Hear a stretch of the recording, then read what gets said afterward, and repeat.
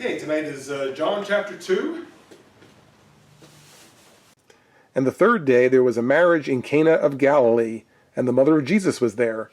And both Jesus was called, and his disciples to the marriage. And when they wanted wine, the mother of Jesus saith unto him, They have no wine. Jesus saith unto her, Woman, what have I to do with thee? Mine hour is not yet come. All right, so you can see that this begins probably 3 days after the previous chapter, because it says the third day there was a marriage in Cana of Galilee, right, which would be near where Jesus' family was from. Okay, remember, they kind of grew up in Galilee, so Cana of Galilee is a place near their home, right? And so it says the mother of Jesus was there at the wedding, right? And so that's both Jesus was called and his disciples to the marriage. Now I would insert the word invited as opposed to called, right? I was just saying that they were invited to the wedding, right? So they were invited and they were showing up as invited guests. And now while at the wedding, it says they ran out of wine, right? So when they wanted wine, the mother of Jesus said that they have no wine. Okay, so in other words, they're out of wine. They finished it up. Now, for a wedding, at this time, I mean, having the right things to serve and the drink and the food and so forth, it was very important, right? So it would be like a huge embarrassment to run out of something, right? It would be like scandalous, okay? How could you have run out of wine for the guests at the wedding? And so that was really a terrible thing. I mean, it would be an embarrassment to your family and so forth. So that was kind of the little catastrophe that they had going on here. Now, based on the fact that the mother of Jesus was somehow responsible for the wine, I mean, would lead you to believe that perhaps it was a member of her family was getting married, right? That doesn't say that. It doesn't really matter, all right? But it's been surmised that perhaps, maybe it was one of her other sons was getting married or something, because it says that she was kind of responsible for the wine. Can't you just say, we're out of wine, what are we going to do here? And so that's why she came to him and said, to do something about it. Now in verse 4 now, he says, what do you want? What do you want me to do here? What do you want from me? Okay, he says, my hour is not yet come. Of course, as we recall in the first chapter, it mentioned him being baptized, right? So he's just really getting started at this point, and nothing. He's not really done anything that people are aware of yet. Therefore, he's kind of perhaps saying, well, this is not really how I want to make my debut, okay? By making wine here, because the time has not yet come, really, for me to be doing things that people are going to notice. So when he says, woman, what have I to do with thee? I mean, does that sound disrespectful? What do you think? The use of the word woman, right? I mean, if you answer somebody that way today, it would sound disrespectful. Hey, woman, but at the time, I mean, it's of course it's translated from another language, right? So I mean, from what I understand, I mean, really, it was just a sign of or a statement of referring to her. I mean, you could put in madam or whatever, it doesn't have to be disrespectful. It would sound disrespectful today if you use the word like that, but again, remembering that this is translated from another language, so yeah, I wouldn't take that as being totally disrespectful. And, however, he is saying, what do you want me to do? Or what do you want me to do? My time has not yet come to be doing things like this, so why are you coming to me, right? I wasn't in charge of the wine, I don't have a winery, what did you expect me to do here? I'm just an invited guest here at the wedding, right? So that's the kind of question that he's asking, but yet the fact that she would come to him, I mean, it tells you that she, believed he could do something about it, right? Because obviously she knew that it was a miraculous birth, so she knew what she had here in the Son, so she knew that he was the Son of God, so she knew he could do it, so that therefore that's why she came to him. His mother saith unto the servants, Whatsoever he saith unto you, do it. And there were set there 6 water pots of stone, after the manner of the purifying of the Jews, containing 2 or 3 firkins apiece. Jesus saith unto them, Fill the water pots with water. And they filled them up to the brim. And he saith unto them, Draw out now, and bear unto the governor of the feast. And they bear it. In verse 4, as we saw, it said that Jesus basically said, what do you want from me? My time is not yet come. So based on verse 5, it sounds like, it's as if he said, let's go, right? We're going to do it, right? So she assumed he would do it because she asked him, and so therefore she turns right to the servants and says, whatever he says, do it, right? because he's going to make something happen here without even necessarily knowing how it was going to happen. I mean, if he told the servants, go run down to the corner grocery store and get this, I mean, they would have done that. But whatever it was, he says, whatever he says, do it. All right, and you can take that verse and apply it generally, that in our own lives, right? That if we say we're going to be followers of Christ or whatever, and say, well, what the Lord says to us, we do it, right? Whatever He says is what we're going to do, because He would know what's the right thing to do to accomplish whatever it is that God would want to have happen. And so that's what's happening here, is that we know what the desired end result was to solve this problem. So knowing that whatever He says to do is going to lead in that direction, so therefore, that's why I'm saying whatever He says, now do it, because we know He's going to make it happen for the best. In verse 6 is telling you about how much is involved here, or how much wine is going to be involved. It says there were 6 water pots, all right, of stone, containing 2 or 3 firkins apiece. Now, I did manage to look up the word firkin, right, because I knew somebody would like to know how much that is, right? And believe it or not, there are varying estimates as to what that is, all right? I saw it as ranging from 8 7/8 gallons equals a firkin to as high as 11, right? So depending on whose definition you want to use. So if we just use 10 as a round number, right? So 10 gallons would equal one firkin. Okay, so what that's telling us is that 2 or 3 firkins per water pot. So therefore, you're at the 20 to 30 gallons per water pot times 6 water pots, right? So if you want to split the difference and say that it was maybe 25 gallons in each one times 6, that's 150 gallons of water that's going to turn into wine at this point, right? So that's the volume that we're talking about. So it's for the whole wedding party, right? Everyone who's there for however much longer it was going on. So 150 gallons of wine, right? Now, if you think about it, you say, well, gee, you might say that sounds like an awful lot for one party, right? But the fact is, a lot of the weddings at that time was more than one day, the party. Right? It could last as long as a week, right? So it was like a week, it could be a week-long celebration. So it was really, it had to last the rest of the time, however many days were left. They had an X number of days to go, and so they needed this much wine to finish out the time of the celebration of the wedding, right? For however many guests there were, however many days were left, or how much time was left. So roughly 150 gallons of wine that the water was turned into that wine. Okay. It says that Jesus said, fill the water pots with water, and they filled them to the brim, and now he says to the governor of the feast, or in other words, whoever's in charge of the whole thing, all right, so now he says, draw out now and bear unto the governor of the feast, and they did so, right? So in other words, let the person who's in charge see what we have here, right? They're going to start with the water, and now he's going to see what that's turned into at this point. When the ruler of the feast had tasted the water that was made wine, and knew not whence it was, but the servants which drew the water knew, the governor of the feast called the bridegroom, and saith unto him, every man at the beginning doth set forth good wine, and when men have well drunk, then that which is worse.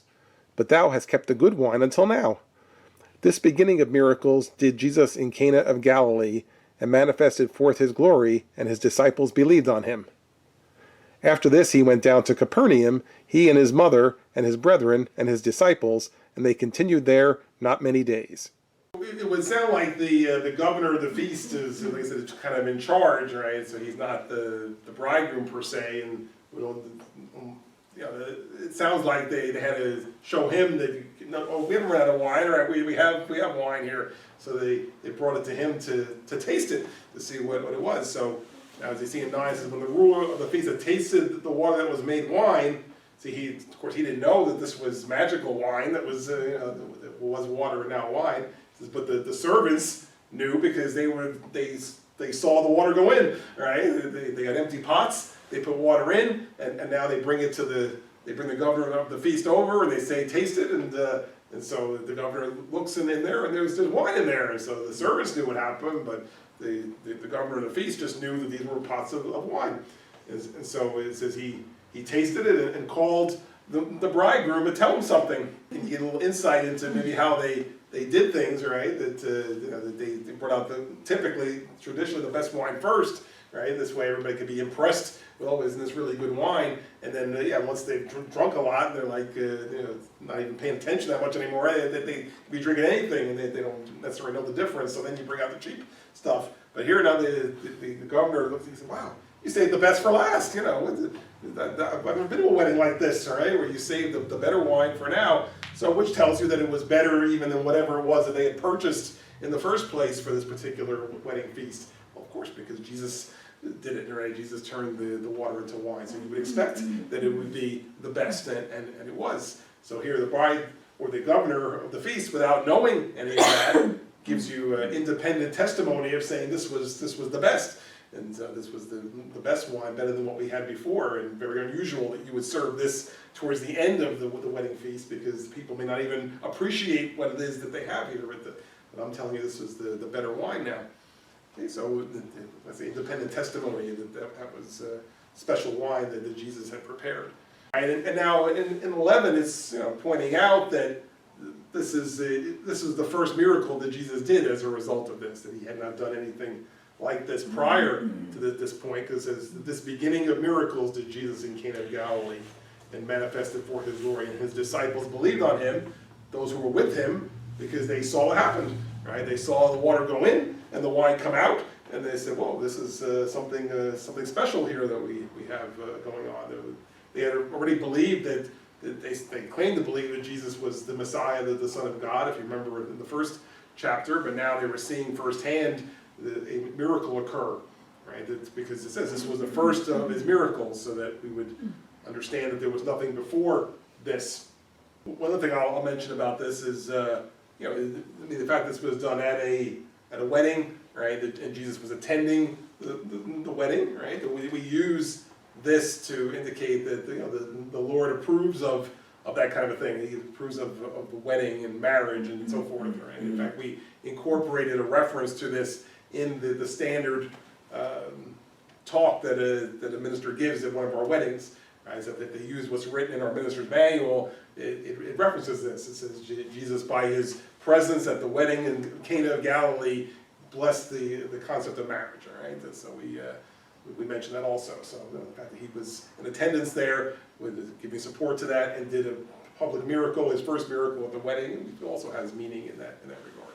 And 12 is actually, it's a transitional verse there, where it says that after this, after the wedding, all right, now they're continuing on, so that it says he and his family went to Capernaum, another city, and it says he and his mother and his brothers and his disciples, and they traveled there, and they were basically on their way to Jerusalem for the Passover, which we're going to be mentioning in the next verses.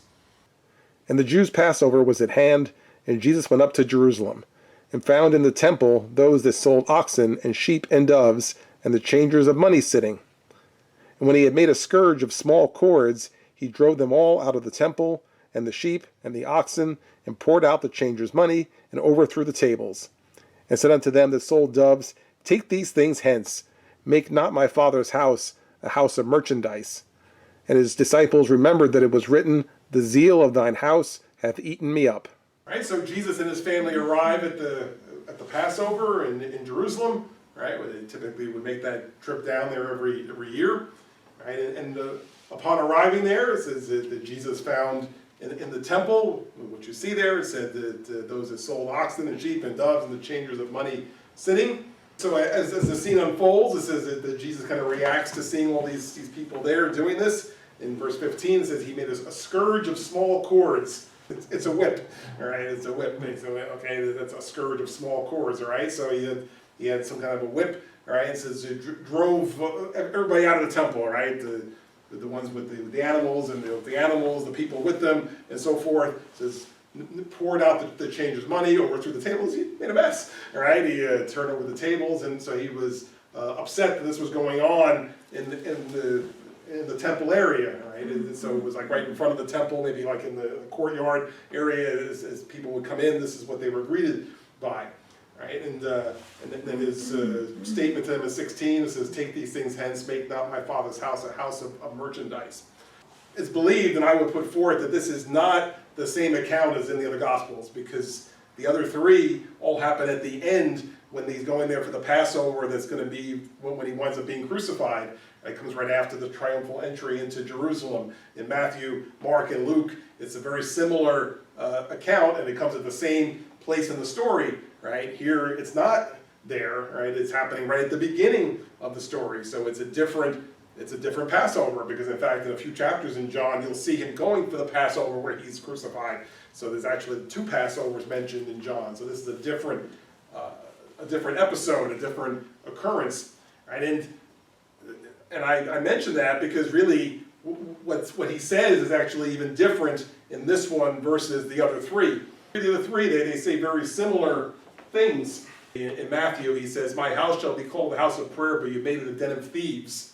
Right? In Mark, it says, "My house shall be called of all nations the house of prayer, but you have made it a den of thieves."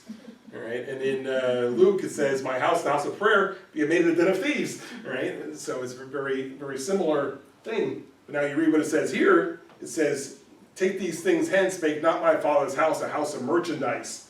Okay, so really it's a different message.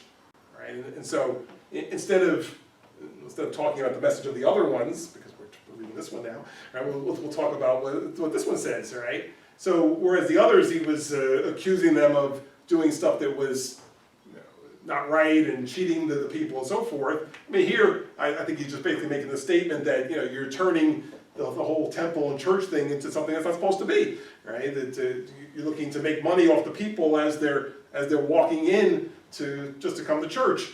It would be similar to, let's say if people were coming here on a Sunday for church, and back in the vestibule there, one of us had a table set up to try to sell things and make money for ourselves, all right?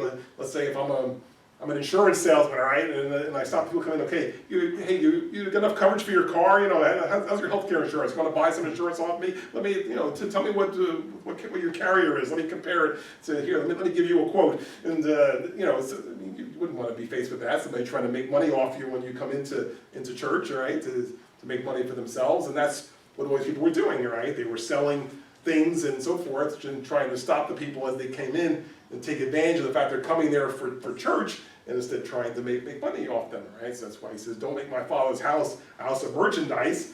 It's supposed to be for a house of prayer, right? So like I said, which is a different message than the other 3, which they were actually cheating the people then, and so then he was even more mad at that, right? That they were actually cheating the poor innocent people. But here he was just commenting in general, don't use my Father's house for this, because it's not really what it's supposed to be for. Let the people come here to worship God, not to be given a sales pitch or something where you're trying to get money off them. Then answered the Jews and said unto him, What sign showest thou unto us, seeing that thou doest these things? Jesus answered and said unto them, Destroy this temple, and in 3 days I will raise it up. Then said the Jews, 46 years was this temple in building, and wilt thou rear it up in 3 days? But he spake of the temple of his body. When therefore he was risen from the dead, his disciples remembered that he had said this unto them, and they believed the scripture and the word which Jesus had said. So now the Jews are the ones who were there at the temple are interacting with Jesus, saying, "What sign do you show us to seeing that you're doing these things?" I mean, he's speaking on behalf of God by saying, "My Father's house, don't make it a house of merchandise." All right, so really that phrase alone would say, what are you talking about here? Are you talking about your Father, right? I mean, it's God, it's everybody's God, and so what do you mean don't make my Father's house a house of merchandise? So then saying, what indication do you have that we should even listen to you when you say these things? And so 19 says, Jesus answered and said, Destroy this temple, and in 3 days I will raise it up. He's of course referring to his body when he says that when the time came he would be crucified, and in 3 days he would be raised up again. Right? But of course the people hearing this, they don't understand that, so that's why they say, well, what are you talking about?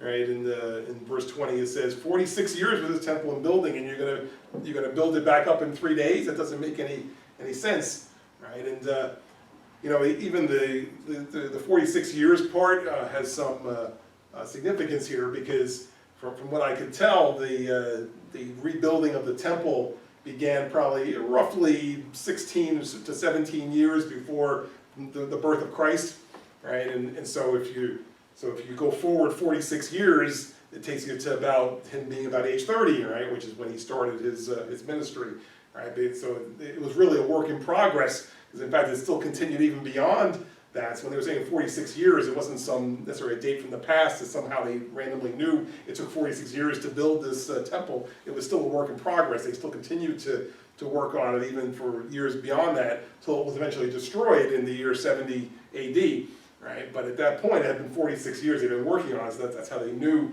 that particular number. It also helps to date when this particular episode is occurring, and also tells us that it was at the beginning of his ministry and not at the end, as I referred to earlier. Okay, so the 46 years does mean something, and that was the amount of time that they were spending building up to that point. But then he was, of course, making the example to get their attention, as when he said, this temple, this is destroy this temple, and in 3 days I'll raise it up. So he's not referring to this temple, he's referring to this temple, right? It's when he's saying that, as we refer to our bodies as the temple of the Holy Ghost. So that's the temple that he's talking about. He says, destroy this temple, and it'll be built up again in 3 days. Right, as it says there in verse 21, it says, but he spake of the temple of his body. So it's telling you what he meant, or you don't have to guess, because it tells you that that's what he's referring to there. Right, and so in 22, and then it says, so therefore, when therefore he was risen from the dead, which will be about 3 years later, his disciples remembered that he said this unto them, and they believed the scripture and the word which Jesus has said. Right, that they recalled this, because I'm sure it stuck with them, as we just said, and it was such an out-of-the-way statement to say, to destroy this temple that took 46 years to build, and I'm going to raise it up in 3 days.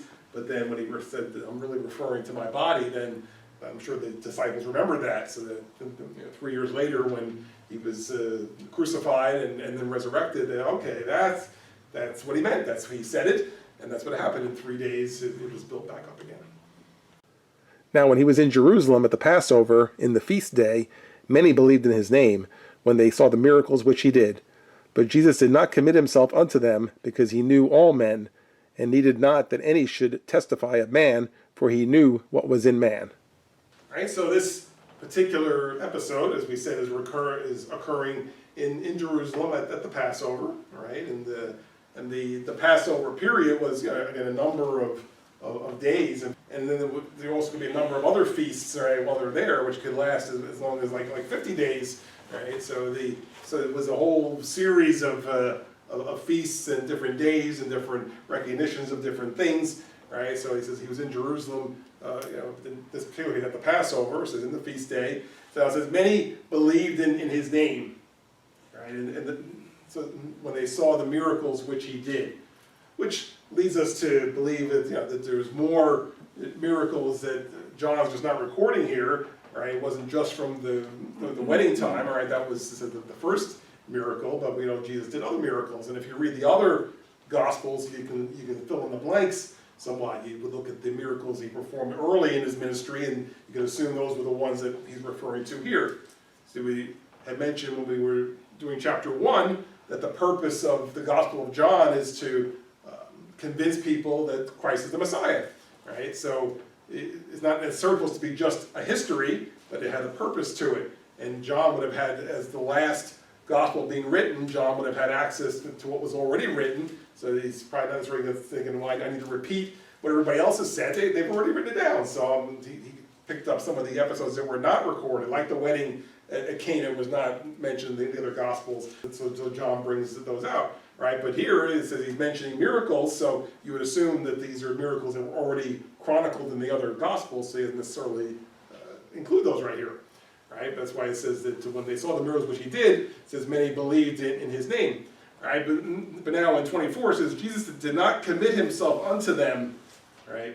It says because he knew all men, and needed not that any should testify of man, for he knew what was in man. Now, as it says, that the people believed in the miracles he was doing, they witnessed them, so they said, wow, yeah, this is a man who does miracles, right? But it says Jesus did not commit himself unto them, where he wasn't going to rely necessarily on their testimonies, because he knew that they didn't really have the real belief in them. So he wasn't necessarily depending on these people to be his representatives, to go around, oh, okay, let these people be my spokespeople, and they're going to convince others as to who I am, because they don't really understand who I am at all. Right? That's why he says he knew what was in man, so that's why he wasn't going to ask them to testify on his behalf, these particular people, because they didn't get it yet. So what's the purpose of having them testify to others when their testimony could easily be ripped up because they didn't really understand who Jesus was? So he wasn't going to commit to them. And that's maybe one of the reasons why he wasn't necessarily in a hurry to start doing miracles, because he knew that that's what was going to happen. People would look at the miracles and say, well, gee, wow, this guy's something special, he does miracles, but not understanding who he was, that he was there to save souls, not just to turn water into wine, all right, or to even to heal people. He was there to heal souls, and so that was his main purpose. So he knew that people didn't really have that much of an understanding, so he wasn't going to enlist them to speak on his behalf at this point.